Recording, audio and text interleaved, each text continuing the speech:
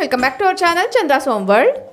ಈ ಒಂದು ವಿಡಿಯೋದಲ್ಲಿ ಹೆಲ್ತಿ ಹೋಮ್ ಮೇಕಿಂಗ್ ಟಿಪ್ಸ್ನ ಶೇರ್ ಮಾಡ್ತಾ ಇದ್ದೀನಿ. ಅಟ್ ಪ್ರೆಸೆಂಟ್ ಇರುವಂಥ ಲೈಫ್ ಸ್ಟೈಲಲ್ಲಿ ಈ ಒಂದು ಟಿಪ್ಸ್ ತುಂಬಾ ಹೆಲ್ಪ್ಫುಲ್ ಆಗುತ್ತೆ.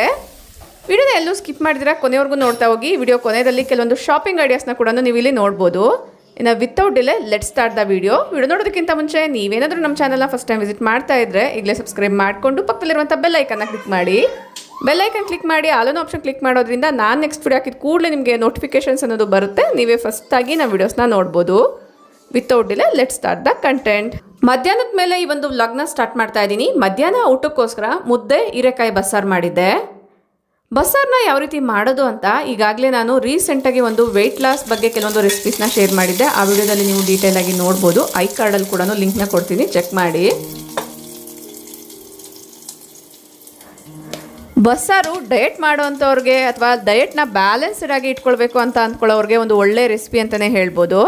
ಈ ಕರಿಬೇವನ್ನ ಇದ್ರೊಳಗಡೆ ಹಾಕಿಬಿಟ್ರೆ ಬೇಗ ಕಪ್ಪಗಾಗ್ಬಿಟ್ಟು ಒಂದರಿಂದ ಒಂದು ಹಾಳಾಗುತ್ತೆ. ಅದೇ ಈ ಎಳೆ ಕರಿಬೇವನ್ನ ಈ ರೀತಿ ಟಿಶ್ಯೂ ಮೇಲೆ ಇಡೋದಾದರೆ ತುಂಬ ದಿನಗಳವರೆಗೂ ಫ್ರೆಶ್ ಆಗಿರುತ್ತೆ. ಈಗ ಬಸ್ಸಾರಿಗೋಸ್ಕರ ನಾನು ಇದನ್ನು ಹೊರಗಡೆ ತೆಗೆದಿಟ್ಕೊಳ್ತಿದ್ದೀನಿ.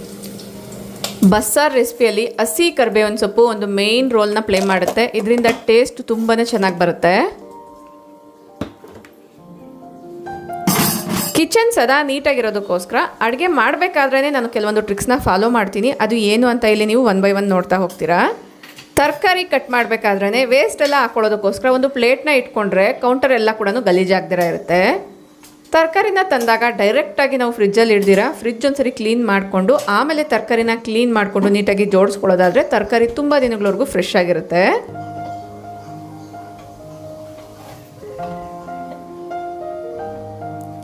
ಫ್ರಿಜ್ ಕ್ಲೀನಿಂಗ್ ಇರ್ಬೋದು, ತರಕಾರಿನ ನಾನು ಫ್ರಿಜ್ಜಲ್ಲಿ ಯಾವ ರೀತಿ ಜೋಡಿಸ್ತೀನಿ ಅನ್ನೋದಿರ್ಬೋದು. ಈಗಾಗಲೇ ಕೆಲವೊಂದು ವೀಡಿಯೋಸ್ನ ಶೇರ್ ಮಾಡಿದ್ದೀನಿ. ಫ್ರಿಜ್ ಕ್ಲೀನಿಂಗ್ ಅಥವಾ fridge organisation at Chandra's home world ಅಂದರೆ ನಿಮಗೆ ಡೀಟೇಲ್ ಆಗಿರುವಂಥ ವೀಡಿಯೋ ಸಿಗುತ್ತೆ.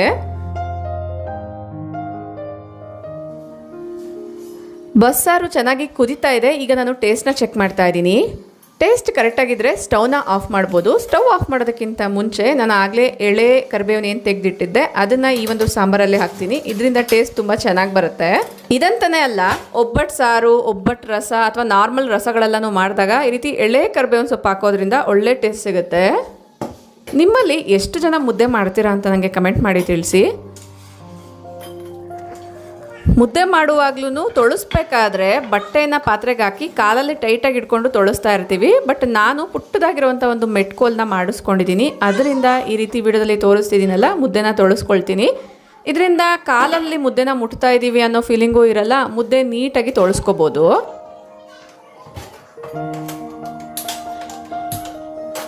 ಎಳೆದಾಗಿರುವಂಥ ಹಸಿ ಕರಿಬೇವು ಸೊಪ್ಪು ಹಾಕಿದ್ಮೇಲೆ 2 ನಿಮಿಷ ಕುದಿಸ್ಕೊಂಡ್ರೆ ಸಾಕಾಗುತ್ತೆ. ಆ ಒಂದು ಕರಿಬೇವು ಸೊಪ್ಪು ಹಸಿ ವಾಸನೆ ಎಲ್ಲ ಹೋಗುತ್ತೆ. ಅದರ ಸ್ಮೆಲ್ ಅನ್ನೋದು ಸಾಂಬಾರ್ಗೆ ಇಟ್ಕೊಳ್ಳುತ್ತೆ. ಇಲ್ಲಿಗೆ ಸಾಂಬಾರು ರೆಡಿ ಆಗಿದೆ. ಸ್ಟವ್ನ ಆಫ್ ಮಾಡಿಬಿಟ್ಟು ಒಂದು ಕಡೆಗೆ ಇಟ್ಕೊಳ್ತಾ ಇದ್ದೀನಿ. ಇಲ್ಲಿ ನೀವು ಅಬ್ಸರ್ವ್ ಮಾಡೋದಾದರೆ ಬಿಸಿ ಪಾತ್ರೆಗಳನ್ನ ಇಡೋದಕ್ಕೋಸ್ಕರ ಹಾಟ್ಪಾಟ್ ಸ್ಟ್ಯಾಂಡ್ಸ್ನ ಯೂಸ್ ಮಾಡ್ತೀನಿ. ಇದರಿಂದ ಕೆಳಗಡೆ ಗ್ರಾನೈಟ್ ಡಲ್ ಆಗದಿರ ಇರುತ್ತೆ. ಚಾಪಿಂಗ್ ಬೋರ್ಡ್ ಮೇಲೂ ಕೂಡ ಕೆಲವೊಂದ್ಸರಿ ನಾನು ಬಿಸಿ ಪಾತ್ರೆಗಳನ್ನ ಇಡ್ತಾ ಇರ್ತೀನಿ. ಬಟ್ ಈಗ ಮುದ್ದೆ ಮಾಡ್ತಾ ಇರೋದ್ರಿಂದ ಚಾಪಿಂಗ್ ಬೋರ್ಡ್ನ ನೀಟಾಗಿ ಒಂದ್ಸರಿ ತೊಳೆದು ಆಮೇಲೆ ಅದ್ರ ಮೇಲೆ ಮುದ್ದೆ ಮಾಡ್ಕೊಳ್ತಾ ಇದ್ದೀನಿ. ನೀವು ಕೂಡ ಮುದ್ದೆ ಮಾಡ್ತೀರಾ ಅನ್ನೋದಾದರೆ ಈ ಒಂದು ಚಾಪಿಂಗ್ ಬೋರ್ಡ್ ತುಂಬಾ ಕನ್ವೀನಿಯೆಂಟ್ ಆಗಿರುತ್ತೆ. ಮುದ್ದೆ ತೊಳೆಸಿದ ಕೂಡಲೇ ಇಮ್ಮಿಡಿಯೇಟಾಗಿ ಈ ಒಂದು ಕೋಲ್ನ ವಾಶ್ ಮಾಡಿಟ್ರೆ ಬೆಟರು. ಇಲ್ಲ ಡ್ರೈ ಆಯಿತು ಅಂದರೆ ಸ್ವಲ್ಪ ಜಾಸ್ತಿ ಟೈಮ್ ಬೇಕಾಗುತ್ತೆ. ಇಮ್ಮಿಡಿಯೇಟಾಗಿ ಬರೀ ನೀರಲ್ಲೇ ನಾನು ಒಂದ್ಸರಿ ತೊಳೆದ್ಬಿಟ್ಟು ಎತ್ತಿಟ್ಕೊಳ್ತಾ ಇದ್ದೀನಿ. ಮುದ್ದೆ ಮಾಡೋ ವಿಚಾರಕ್ಕೆ ಬರೋದಾದರೆ ಮುಂಚೆ ಎಲ್ಲ ನಮ್ಮ ಕಡೆ ಮುದ್ದೆಗೆ ರೈಸ್ ಯೂಸ್ ಮಾಡ್ದಿರೇ ಮಾಡ್ತಿದ್ರು. ಬರ್ತಾ ಬರ್ತಾ ಆ ಒಂದು ಮುದ್ದೆನ ತಿನ್ನೋಕ್ಕೆ ಆಗಲ್ಲ, ಸ್ವಲ್ಪ ಕಡಿಮೆ ತಿಂತೀವಿ ಅನ್ನೋದ್ರಿಂದ ಸ್ವಲ್ಪ ರೈಸ್ ಆ್ಯಡ್ ಮಾಡ್ತಾಯಿದ್ರು. ಈಗೆಲ್ಲ ಮತ್ತೆ ಹಳೆ ಸ್ಟೈಲ್ಗೆ ಬಂದಿದ್ದಾರೆ. ರೈಸ್ ಹೇಗೂ ತಿಂತೀವಲ್ವ, ಮತ್ತೆ ಮುದ್ದೆಯಲ್ಲೂ ಕೂಡ ರೈಸ್ ಹಾಕೋದು ಯಾಕೆ ಅಂತ ಈ ಥರ ಬರೀ ಮುದ್ದೆನೇ ಮಾಡ್ತಾರೆ. ಅಂದರೆ ರೈಸ್ ಯೂಸ್ ಮಾಡ್ದಿರೇ ಮುದ್ದೆ ಮಾಡ್ತಾರೆ. ಇನ್ನು ಕೆಲವೊಬ್ಬರಿಗೆ ಈ ಥರದ ಮುದ್ದೆ ಮಾಡುವಾಗ ಗಂಟು ಕಟ್ಟುತ್ತೆ ಅನ್ನೋದ್ರಿಂದನೇ ರೈಸ್ ಯೂಸ್ ಮಾಡ್ತಿರ್ತಾರೆ. ಈ ಥರ ಬರೀ ಹಿಟ್ಟನ್ನ ಯೂಸ್ ಮಾಡ್ಕೊಂಡು ಮುದ್ದೆ ಮಾಡುವಾಗ ಗಂಟು ಕಟ್ಟಬಾರ್ದು ಅನ್ನೋದಾದರೆ ನೀರು ಚೆನ್ನಾಗಿ ಕುದಿಬೇಕಾದ್ರೆ ಹಸಿ ಹಿಟ್ಟನ್ನ ಹಾಕ್ತೀವಲ್ವ, ಆಗ ಹಿಟ್ಟು ಮೇಲೆ ಪೂರ್ತಿ ಉಕ್ಕಿ ಬರಬೇಕು. ಆ ಉಕ್ಕಿ ಬರ್ತಿದೆ ಅಂದಾಗ ನಾವು ಟರ್ನ್ ಮಾಡಬೇಕಾಗತ್ತೆ. ಆವಾಗ ನಿಮಗೆ ಪರ್ಫೆಕ್ಟಾಗಿ ಈ ಥರ ಅಕ್ಕಿ ಯೂಸ್ ಮಾಡಿಲ್ಲ ಅಂದರೂ ಕೂಡ ಮುದ್ದೆ ಚೆನ್ನಾಗಿ ಬರುತ್ತೆ. ಅಬ್ಸರ್ವ್ ಮಾಡಿದ್ರಲ್ಲ, ಚಾಪಿಂಗ್ ಬೋರ್ಡ್ ಮೇಲೆ ಮುದ್ದೆ ಮಾಡಿದ್ಮೇಲೆ ಈಸಿಯಾಗಿ ಚಾಪಿಂಗ್ ಬೋರ್ಡ್ನ ಕ್ಲೀನ್ ಮಾಡ್ಕೊಳ್ಬೋದು. ಈಗ ಅದೇ ಬಟ್ಟೆನೇ ಒಂದ್ಸರಿ ನೀಟಾಗಿ ವಾಶ್ ಮಾಡಿಕೊಂಡು ಕೌಂಟರ್ ಎಲ್ಲ ಕೂಡ ಒಂದ್ಸರಿ ಒರೆಸ್ಕೊಳ್ತೀನಿ.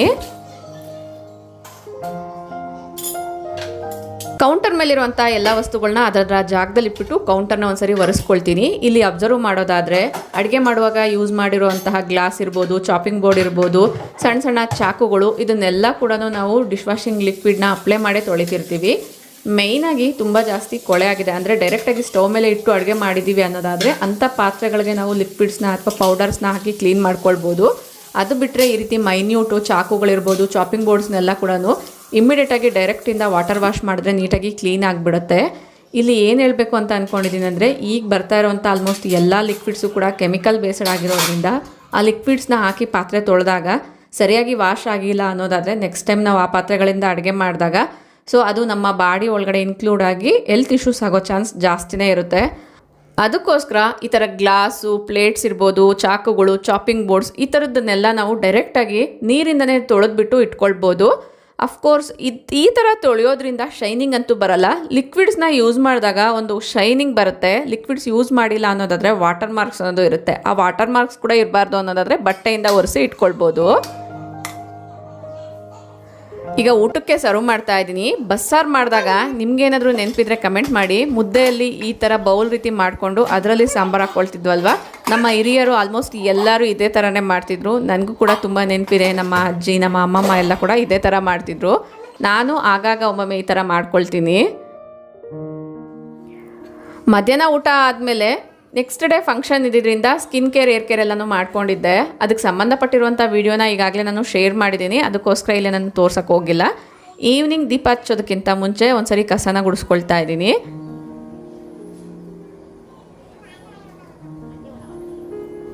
ಲಾಸ್ಟ್ ವೀಕ್ ಒಂದು ರೀಲ್ನ ಶೇರ್ ಮಾಡಿದ್ದೆ. ಮಳೆ ಬೀಳುವಾಗ ಗಿಡಗಳನ್ನೆಲ್ಲ ಕೂಡ ಮಳೆ ನೀರು ಬೀಳೋ ಥರ ಇಟ್ಕೊಂಡಿದ್ದೆ. ಆ ಒಂದು ಶಾರ್ಟ್ ಕೂಡ ತುಂಬ ಚೆನ್ನಾಗಿ ರೀಚ್ ಆಗಿದೆ, ಒಳ್ಳೆ ರೆಸ್ಪಾನ್ಸ್ ಕೂಡ ಬಂದಿದೆ. ನೀವು ಯಾರಾದರೂ ನೋಡಿಲ್ಲ ಅನ್ನೋದಾದರೆ ಒಂದು 4 ಶಾರ್ಟ್ಸ್ ಬ್ಯಾಕ್ ಏನೋ ಒಂದ್ಸರಿ ಚೆಕ್ ಮಾಡಿ. ಈಗ ಆ ಪ್ಲಾಂಟ್ಸ್ನೆಲ್ಲ ಒಳಗಡೆ ಇಟ್ಕೊಳ್ತಾ ಇದ್ದೀನಿ.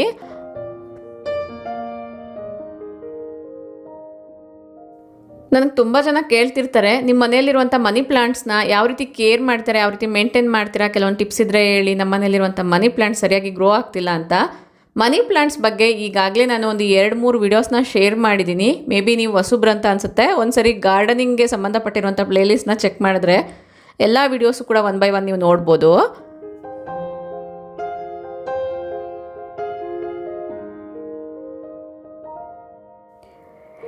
ಮನೆಯಲ್ಲಿಡುವಂತಹ ಇಂಡೋರ್ ಪ್ಲಾಂಟ್ಸ್ಗೆ ಪ್ರತ್ಯೇಕವಾಗಿ ನಾನು ಏನು ಕೇರ್ ಮಾಡಲ್ಲ. ಇನ್ನು ಫರ್ಟಿಲೈಸರ್ ಕೂಡ ಇದಕ್ಕೆ ಆವಾಗಾಗ ಹಾಕೋಕ್ಕೆ ಹೋಗಲ್ಲ. ಯಾಕಂದರೆ ನಾನು ಡೈಲಿ ಬೇಸಿಸ್ ಮೇಲೆ ಇದಕ್ಕೆ ಹಾಕೋವಂಥ ವಾಟರ್ನ ಫರ್ಮೆಂಟೆಡ್ ವಾಟರ್ ಅಥವಾ ಅಕ್ಕಿ ತೊಳೆದಿರುವಂಥ ನೀರನ್ನ ಯೂಸ್ ಮಾಡ್ತಿರ್ತೀನಿ. ಇಲ್ಲಿ ನೀವು ನೋಡ್ತಾ ಇರ್ಬೋದು, ಸನ್ಲೈಟ್ ಗಿಟ್ಟಿದೆ ಅಲ್ಲ, ಈಗ ಅರ್ಧಂಬರ್ಧ ಗಾಳಿ ಸಮೇತ ಮಳೆ ಬರ್ತಿದೆ. ಸೊ ಅದರಿಂದ ಎಲೆಗಳೆಲ್ಲ ಸ್ವಲ್ಪ ಡಲ್ ಆಗಿತ್ತು. ಅದನ್ನು ಒಂದ್ಸರಿ ನೀಟಾಗಿ ವಾಶ್ ಮಾಡಿ ಇಟ್ಕೊಳ್ತಾ ಇದ್ದೀನಿ. ಈ ಗಿಡಗಳು ವಿಡಿಯೋಗಿಂತ ಡೈರೆಕ್ಟಾಗಿ ನೋಡಿದಾಗ ತುಂಬಾ ಬ್ಯೂಟಿಫುಲ್ ಆಗಿ ಕಾಣಿಸುತ್ತೆ. ಆ ಬ್ಯೂಟಿನೆಸ್ನ ವಿಡಿಯೋದಲ್ಲಿ ಕರೆಕ್ಟಾಗಿ ಶೂಟ್ ಮಾಡೋಕ್ಕೆ ಆಗಲ್ಲ. ಆದರೂ ನಾನು ಆ್ಯಂಗಲ್ನ ಆ ಕಡೆ ಈ ಕಡೆ ಚೇಂಜ್ ಮಾಡಿ ಆದಷ್ಟು ಬ್ಯೂಟಿಫುಲ್ಲಾಗಿ ತೋರ್ಸೋಕ್ಕೆ ಟ್ರೈ ಮಾಡ್ತಿರ್ತೀನಿ. TV ಯೂನಿಟ್ಸ್ ಹತ್ರ ಕೂಡ ಕೆಲವೊಂದು ಮನಿ ಪ್ಲಾಂಟ್ಸ್ನ ಇಟ್ಕೊಳ್ತೀನಿ. ಅದರ ಕೆಳಗಡೆ ವಾಟರ್ ಎಲ್ಲ ಅಬ್ಸರ್ವ್ ಆಗುತ್ತೆ ಅನ್ನೋದ್ರಿಂದ ಸ್ವೀಟ್ ಬಾಕ್ಸಸ್ ಬರುತ್ತೆ ಅಲ್ವಾ, ಆ ಬಾಕ್ಸ್ನ ಇಟ್ಬಿಟ್ಟು ಅದ್ರ ಮೇಲೆ ನಾನು ಪ್ಲಾಂಟ್ಸ್ನ ಇಟ್ಕೊಳ್ತೀನಿ. ಇದೆಲ್ಲ ಆದಮೇಲೆ ಸಂಜೆ ಶಾಪಿಂಗ್ ಹೋಗೋಣ ಅಂತ ಪ್ಲಾನ್ ಇತ್ತು. ಅವತ್ತಿನ ದಿನ ಹೋಗೋಕ್ಕಾಗಲಿಲ್ಲ. ನೆಕ್ಸ್ಟ್ ಡೇ ಈವ್ನಿಂಗ್ ಹೋಗಿದ್ದೀನಿ, ಅದನ್ನು ಕೂಡ ಶೇರ್ ಮಾಡ್ತೀನಿ. ಬಟ್ ಇಲ್ಲಿ ನೀವು ನೋಡ್ತಾ ಇರುವಂಥದ್ದು ನೈಟ್ ನಾನು ಶೂಟ್ ಮಾಡ್ಕೊಂಡಿರೋಂಥ ಕ್ಲಿಪ್ಪಿಂಗ್ಸು. ಇಲ್ಲಿ ನೀವು ನೋಡ್ತಾ ಇರುವಂಥದ್ದು ಹಾಲು, ಅನ್ನ ಮತ್ತು ದೋಸೆ ಎಲ್ಲನೂ ಮಿಕ್ಸ್ ಮಾಡಿಟ್ಟಿದ್ದೀನಿ ನಾಯಿಗಳಿಗೆ ಹಾಕೋದಕ್ಕೋಸ್ಕರ. ನಾಯಿಗಳಿಗೆ ಊಟ ಎಲ್ಲನೂ ಹಾಕಿ ಬರಬೇಕಾದ್ರೇ ಕೆಲವೊಂದು ದಾಸವಾಳದ ಹೂವಿನ ಎಲೆಗಳೆಲ್ಲ ಕಿತ್ಕೊಂಡು ಬಂದಿದ್ದೆ. ಇದು ಏನಕ್ಕೆ ಅಂತ ಇಲ್ಲಿ ನೀವು ನೋಡ್ಬೋದು. ಫಸ್ಟು ಒಂದು ಬೌಲ್ನ ತೊಗೊಂಡು ಒಂದು ಸ್ಪೂನಷ್ಟು ನಾನು ಫ್ಲಾಕ್ಸ್ ಸೀಡ್ಸ್ನ ಹಾಕ್ಕೊಂಡಿದ್ದೀನಿ. ಅದರಲ್ಲೇ ಒಂದು 2 ಸ್ಪೂನಷ್ಟು ಮೆಂತ್ಯಕಾಳನ್ನ ಹಾಕ್ಕೊಳ್ತಾ ಇದ್ದೀನಿ.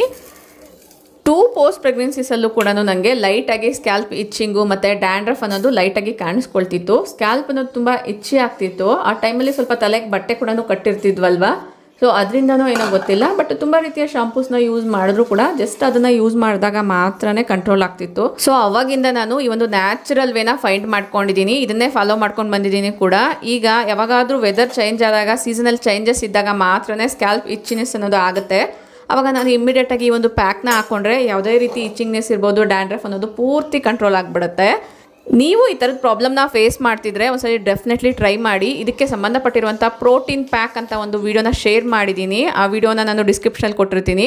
ಇಲ್ಲಿ ಅಬ್ಸರ್ವ್ ಮಾಡೋದಾದರೆ ನಾನು ರಾತ್ರಿನೇ ಮೆಂತ್ಯ, ಅಕ್ಕಿ ಮತ್ತು ಫ್ಲಾಕ್ಸ್ ಸೀಡ್ಸ್ನ ನೆನೆಸಿಟ್ಟಿದ್ದೆ. ನೆಕ್ಸ್ಟ್ ಡೇ ಮಾರ್ನಿಂಗ್ ಅದನ್ನು ಪ್ಯಾಕ್ ರೀತಿ ತಲೆಗೆ ಅಪ್ಲೈ ಮಾಡ್ಕೊಳ್ತೀನಿ.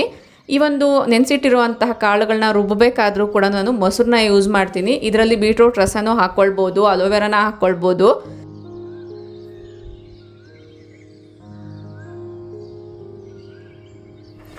ಇಲ್ಲಿ ಮೇಯ್ನಾಗಿ ನಿಮ್ಗೆ ಯಾವ ಥರದ ಏರ್ ಪ್ರಾಬ್ಲಮ್ಸ್ ಇದೆಯೋ ಅದ್ರ ಪ್ರಕಾರ ನೀವು ಇಂಗ್ರೀಡಿಯೆಂಟ್ಸ್ನ ಚೇಂಜ್ ಮಾಡ್ಕೊಳ್ಬೋದು. ರೋಸ್ ಪೆಟಲ್ಸ್ನ ಕೂಡ ನಾನು ಹಾಕಿ ಇಟ್ಕೊಂಡಿದ್ದೆ. ಫ್ರೆಶ್ ಆಗಿರುವಂಥ ರೋಸ್ ಪೆಟಲ್ಸ್ ಇದ್ದರೆ ನೀವು ಡೈರೆಕ್ಟಾಗಿ ಹಾಕ್ಕೊಳ್ಬೋದು. ಇದನ್ನೆಲ್ಲ ಕೂಡ ಮೊಸರನ್ನ ಹಾಕಿಬಿಟ್ಟು ಈ ರೀತಿ ನಾನು ಮಿಕ್ಸಿ ಮಾಡ್ಕೊಂಡು ಬರ್ತೀನಿ. ಇದಕ್ಕೇನೆ ನೀವು ಮೆಹಂದಿ ಎಲೆಗಳು ಕೂಡ ಹಾಕ್ಕೊಳ್ಬೋದು. ಇನ್ನು ಗ್ರೇರ್ಸ್ ಇರೋವಂಥವ್ರು ಇಂಡಿಗೋ ಪೌಡರ್ ಕೂಡ ಆ್ಯಡ್ ಮಾಡ್ಕೊಳ್ಬೋದು.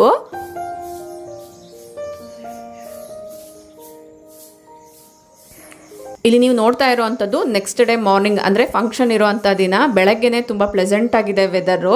ತಲೆಗೆ ಬೆಳಗ್ಗೆನೇ ಅಪ್ಲೈ ಮಾಡಿಕೊಂಡು 1 ಅವರ್ ಬಿಟ್ಟು ಆಮೇಲೆ ತಲೆ ಸ್ನಾನ ಮಾಡ್ಕೊಳ್ತೀನಿ. ಇದಕ್ಕೆ ಸಂಬಂಧಪಟ್ಟಿರುವಂಥ ಸೆಲ್ಫ್ ಕೇರ್ ವಿಡಿಯೋ ಕೂಡ ನೀವು ಈಗಾಗಲೇ ನೋಡಿರ್ತೀರಾ. ಸೊ ಅದಕ್ಕೋಸ್ಕರ ಇಲ್ಲಿ ಡೀಟೇಲಾಗಿ ಶೇರ್ ಮಾಡ್ತಿಲ್ಲ.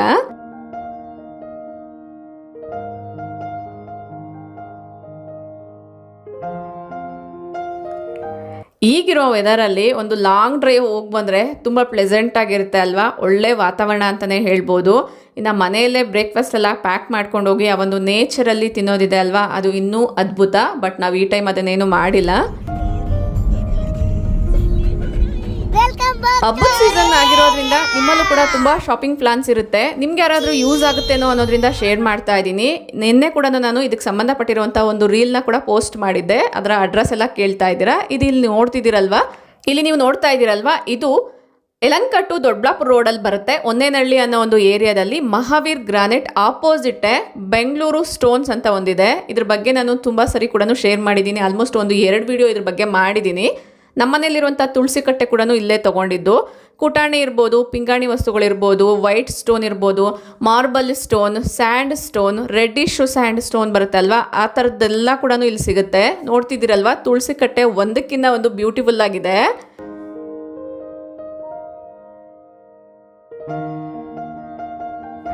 ಇದು ಯಾವುದೇ ರೀತಿ ಕೊಲಾಬ್ರೇಷನ್ ಅಲ್ಲ.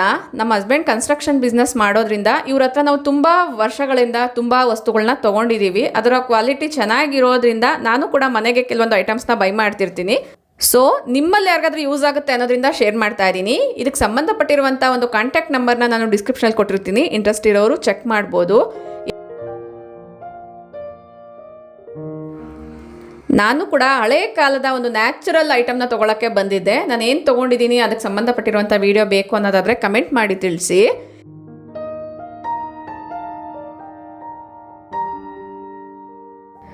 ನಮ್ಮ ಮನೇಲಿರುವಂಥ ತುಳಸಿ ಕಟ್ಟೆ, ಜೋಕಾಲಿಗೆ ಹಾಕಿರುವಂತಹ ಸ್ಟೋನ್, ಕುಟಾಣಿ ಎಲ್ಲ ಕೂಡ ಇವ್ರ ಹತ್ರ ತೊಗೊಂಡಿರುವಂಥದ್ದೇ. ಇನ್ನು ತುಂಬ ಬ್ಯೂಟಿಫುಲ್ ಆಗಿರುವಂಥ ಕಲೆಕ್ಷನ್ಸ್ ಕೂಡ ಇದೆ. ಜಸ್ಟ್ ನಾನು ಕೆಲವೊಂದು ಕ್ಲಿಪ್ಪಿಂಗ್ಸ್ನ ಮಾತ್ರನೇ ಇಲ್ಲಿ ಶೂಟ್ ಮಾಡ್ಕೊಂಡಿದ್ದೀನಿ. ತುಳಸಿ ಕಟ್ಟೆ ಇರ್ಬೋದು, ಈ ರೀತಿ ಬೆಂಚಸ್ಸು, ಚೇರ್ಸು, ವಾಟರ್ ಫಾಂಟ್ಸು, ಅನಿಮಲ್ಸ್ ಕೂಡ ಲಯನ್ ಇರ್ಬೋದು, ಎಲಿಫೆಂಟ್ ಮತ್ತು ಗೋಮಾತೆ ಇದೆಲ್ಲ ಕೂಡ ಸಿಗುತ್ತೆ. ಬುದ್ಧ ವಿಗ್ರಹಗಳು ಕೂಡ ನಿಮಗೆ ಮಾರ್ಬಲ್ಸಲ್ಲಿ ಮಾಡಿರುವಂಥದ್ದು ಸಿಗುತ್ತೆ.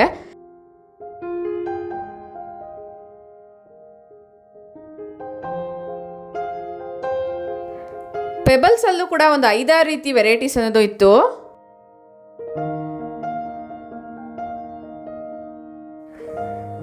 ಪುಟ್ಟದಾಗಿರುವಂಥ ಕುಟಾಣಿ, ಈ ಥರ ಒರಳುಕಲ್ಲು, ಬೀಸೋ ಕಲ್ಲು, ಗೌರಿ ಸೆಟ್ ಅಂತ ಕೂಡ ಇಟ್ಕೊಂಡು ಪೂಜೆ ಎಲ್ಲ ಮಾಡ್ತಾರಲ್ವ, ಕಲ್ಲಿಂದ ಥರದ್ದೆಲ್ಲ ಕೂಡ ಇದೆ. ಮಾರ್ಬಲ್ದೆಲ್ಲ ಬರುತ್ತೆ, ಪಿಂಗಾಣಿದೆಲ್ಲನೂ ಅದೆಲ್ಲ ಕೂಡ ಇತ್ತು. ಈ ತುಳಸಿ ಪಾಟ್ ಅಂತೂ ತುಂಬ ಅದ್ಭುತವಾಗಿದೆ ಅಲ್ಲ. ನಮ್ಮ ಮನೆಯಲ್ಲಿರುವಂಥ ತುಳಸಿ ಕಟ್ಟೆನ ನೋಡಿದಾಗ ಕೂಡ ತುಂಬ ಜನ ಕೇಳಿದ್ದಾರೆ ವುಡ್ದ ಅಂತ. ಸೊ ಅದು ವುಡ್ದಲ್ಲ, ಸ್ಯಾಂಡ್ ಸ್ಟೋನ್ ಅಂತ ಬರುತ್ತೆ. ಅದು ವುಡ್ ಥರನೇ ಕಾಣಿಸುತ್ತೆ ನೋಡೋಕ್ಕೆ.